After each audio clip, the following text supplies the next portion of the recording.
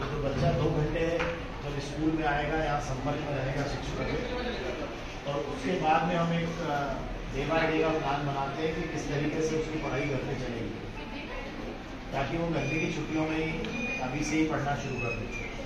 हम लोगों के साथ पिछले साल थोड़ा सा समय की कमी भी रही है, क्योंकि जो आप बच्चा जो जुलाई अगस्त में सीखता है और एक जो बच्चा आज से सीख रहा है उसमें फर्क हो जाता है। तो ये हमको देखना है कि वो बच्चा अभी से सीखना शुरू करे, है ना। तो इसमें समर कैंप में वो एंजॉय करेगा, एक्टिविटीज़ को एंजॉय करेगा, चीज़ों को सीखेगा। हमारे समर कैंप में बहुत सारे आयोजन होने वाले हैं, जैसे बालिकाओं के लिए मार्शल आर्ट्स है, जिसमें वो अपनी आत्मरक्षा के टेक्निक्स को सीखेंगी, किस तरह से आज के समय के लिए बहुत ज़रूरी है कि अपनी आत्मरक्षा कैसे करें। ये बालिकाओं को कक्षा 3 से लेकर 11-12 तक की बालिकाओं को ये सिखाया जाएगा। उसके अलावा उसमें योगा और मेडिटेशन का सुबह सेशन होगा, और उसके बाद में कथक की एक विधा हमने ली है। तो 13 दिन तक कथक नृत्य का प्रशिक्षण जो प्रशिक्षित जो विशेषज्ञ हैं बाहर से आएंगे, वो बालिकाओं को उसका प्रशिक्षण देंगे। उसमें भी आप बालिकाओं का पार्टिसिपेशन करा सकते हैं। उसके अलावा तबला और कांगो वगैरह की जो हमारे पास कुछ विधाएं हैं, उसमें भी प्रशिक्षक बाहर से आ रहे हैं। तो उसमें जो बॉयज़ हैं वो उसमें भाग ले पाएंगे। एक और इवेंट हमारी है खेल-कूद की, जिसमें इंडोर और आउटडोर जो खेल है वो सवेरे सवेरे संपन्न हो जाएंगे आपके 9:30 बजे तक। तो 8:30 से 9:30 1 घंटा खेल कराएगा, और 8 से 8:30 इनका योगा मेडिटेशन वगैरह करेगा। फिर 9:30 बजे बाद सारे बच्चों के लिए कुछ दूसरी इवेंट प्लान की गई, जैसे कुछ सामान्य सी बातें हैं, जैसे हमारे शर्ट में बटन टूट जाता है तो शर्ट के बटन लगाने की दिक्कत बच्चों को आती है। तो ऐसी छोटी छोटी चीज़ें भी हम इसमें शामिल करने वाले हैं। तो वो जो आखिरी का आधा घंटा रहेगा उसमें इस तरह की गतिविधियाँ हम शामिल कर रहे हैं, जैसे बच्चों को आटा गूंथना सिखाना, कि वो आटा जो है वो कैसे गूंथते हैं, इसको भी वो सीखें।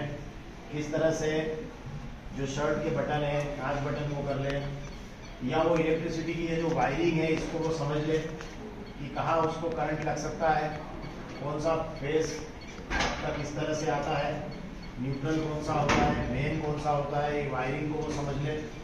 तो ये चीज़ें भी हम उस प्रशिक्षण में शामिल करने जा रहे हैं, जहाँ विशेषज्ञ लोगों को बुलाकर हम बच्चों को ये चीज़ें उनके माध्यम से सिखाएंगे कि हमको आपदा के समय क्या करना है, अगर आग लग जाती है कहीं पर तो उस परिस्थिति में हमको क्या करना है, अगर गैस की टंकी में अगर आपकी आग लग गई या चूल्हे में आग लग गई तो उस परिस्थिति में हमें घबराना नहीं है, उस समय हमको क्या करना है। ये चीज़ें भी हम उसमें शामिल कर रहे हैं। तो ये आपदा प्रबंधन भी हमारे उस समर कैंप का एक हिस्सा रहेगा। अब उसके बाद जब बच्चा यहाँ से जाएगा, चूँकि वो विद्यालय के टच में रहेगा, उसने सवेरे अपना खेल भी कर लिया है, तब शिक्षक जो है वो व्हाट्सएप ग्रुप्स के माध्यम से भी उनसे जुड़े रहेंगे, और उन व्हाट्सएप ग्रुप्स पर बच्चों को अलग अलग तरीके से सिखाने के लिए शिक्षकों के द्वारा प्रयास किए जाएंगे। कुछ हमने ये भी प्लान किया है कि जूम और गूगल मीट के ऊपर आपको एक कैलेंडर या एक प्रोग्रामिंग हम दे देंगे कि उन दिनों में वो टीचर वहाँ बच्चों के साथ में चर्चा करेंगे, उनको कुछ टॉपिक्स भी पढ़ाएंगे। जो टॉपिक 10वीं कक्षा के लिए बहुत महत्वपूर्ण है, उनका अभ्यास अभी से उनको कराया जाएगा, और उसमें उनको नोट्स वगैरह बनाना और कुछ और चीज़ें उसके माध्यम से सिखाई जाएगी। लेकिन हमें इस बात का खास तौर पे ध्यान रखना है कि जो गैजेट्स हैं, जो हमारे मोबाइल है, उनका इस्तेमाल समझदारीपूर्वक हो, और ऐसा ना हो कि बच्चे के हाथ में मोबाइल आया तो आप उसको देकर भूल गए और वो मोबाइल चलाते ही रहा। जो भी प्रोग्राम होगा वो आपके मोबाइल पर आएगा, आप उसको देख लीजिए कि कितनी देर का वो प्रोग्राम है। बस उतनी ही देर के लिए मोबाइल ट्रांसफर होगा। बच्चे भी सुन लें, आपको ऐसा नहीं कि समर वेकेशन हो गए हैं तो पूरे दिन भर हम मोबाइल चलाते रहें। इसकी बजाय आप कुछ क्रिएटिव वर्क कीजिए, कुछ अच्छी पुस्तकें पढ़िए, कुछ कंप्यूटर से संबंधित अगर आपको कुछ नॉलेज लेना है तो वो नॉलेज आप लीजिए। आपको मैथ्स में कुछ सीखना है वो सीखिए। बहुत सारा आप समर में सीख सकते हैं, बाहर भी सीख सकते हैं। कुछ सुविधाएं जो है उसमें आप पारंगत हो सकते हैं। अगर आप कुछ बच्चे हमारे यहाँ तबला बहुत अच्छा बजाते हैं तो 13 दिन यहाँ करने के बाद अगर उनको लगता है कि वो 1 माह का कोर्स बाहर कर सकते हैं तो उन्हें करना चाहिए। जो प्रशिक्षक आएंगे उनसे आप बात करिए कि हम इसको कैसे और इम्प्रूव कर सकते हैं, तो उनके साथ में काम कीजिए। अगर किसी का डांस अच्छा है तो उसमें भी वो क्लासिकल वगैरह में अच्छा कर सकते हैं। समर वेकेशन में ये सब चीज़ें अपने को करना है। रीडिंग राइटिंग स्किल्स को आप मजबूत कर सकते हैं, या आप अंग्रेजी अच्छी लिख सकें, अंग्रेजी अच्छी पढ़ सकें, हिंदी में बिना गलतियों के लिख सकें, अच्छा राइटिंग सुधारना, ये भी एक कौशल आपका समर में विकसित किया जा सकता है कि आप अपनी राइटिंग सुधारें। तो उसमें बहुत सारे ऐसे टेक्निक्स हैं जिनके माध्यम से राइटिंग सुधर सकती है। हम कोशिश करेंगे कि 13 दिनों में उन लोगों को भी यहाँ लाएं जो इस तरह की चीज़ें सिखाते हैं कि किस तरीके से अंग्रेजी के अक्षर वगैरह बनाते हैं, किस तरह से हिंदी के शब्दों में हमारी त्रुटियाँ हम कम कर सकते हैं। तो इसको भी हम कोशिश करेंगे। तो मूल हमारा लक्ष्य ये है कि जो हमने फाउंडेशन इस सेशन में रखा है उस पर हम बहुत अच्छा रिजल्ट आने वाले सालों में ला पाए। कुछ हमारे बच्चे 94% तक भी नंबर लाए हैं, तो 94% अंक बहुत होते हैं। अगर 9वीं में 94% अंक आए हैं या 88% नंबर जो बच्चे लेकर आए तो डेफिनेटली आप मानिए कि 9वीं के रिजल्ट से 10वीं का रिजल्ट बहुत अच्छा है। 9वीं और 11वीं कक्षा को ऐसा माना जाता है कि ये थोड़ा टफ पड़ता है। टफ इसलिए पड़ता है क्योंकि 8th से सीधे बच्चा 9th में आता है, सिलेबस बढ़ जाता है, डिमांड्स बढ़ जाती है, तैयारी का स्कोप बढ़ जाता है। लेकिन उसी की तुलना में फिर जब वो 10वीं का सिलेबस आता है तो उसकी बेसिक तैयारी 9वीं में हो चुकी होती है, तो 10वीं में उसको उतनी दिक्कत नहीं है। वैसे 11वीं में थोड़ी दिक्कत रहती है, 12वीं में नहीं, तो 5-7% नंबर तो वैसे ही बढ़ जाते हैं। तो अब हम मान के चलें कि जो बच्चा 90% के आसपास नंबर लाया है उसके मेरिट में आने के चांस भी नहीं। जो 80% लाया वो 90% नंबर तक भी पहुंचेगा। ठीक है, उसके साथ साथ कुछ बच्चे अगर अन्य विधाओं में अच्छे हैं तो वो अपनी वो स्किल भी नहीं खोएंगे।